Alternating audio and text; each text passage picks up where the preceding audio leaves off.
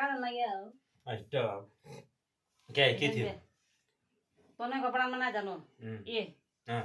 चिसो रहेछ बाहिर ठन्डी रहेछ कुरो लागिरहेछ स्वेटर लगा अर्को लगा ज्याकेट हुड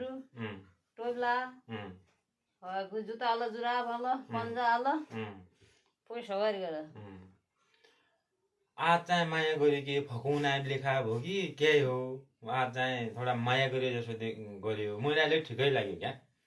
बाहिर शीतलहर छ एकदमै चिसो छ मौसम एकदम चिसो छ यसो बाहिर बिहान पख मुभमेन्ट गर्दाखेरि चाहिँ शरीरको यो लुगाहरू चाहिँ पुरै भिज्छ क्या बच्चाहरूलाई चाहिँ विशेष गरी गाह्रो छ अहिले स्कुल जाने केटाकेटीहरूलाई चाहिँ एकदम गाह्रो छ अहिलेका 13-14 उमेरका वर्षका बच्चाहरूलाई चाहिँ अहिले चिसोबाट जोगायो भने त्यो बच्चालाई चाहिँ 40 वर्षपछि आराम हुन्छ क्या अहिले त बच्चाहरूको तातो रगत हुन्छ केही पनि थाहा हुँदैन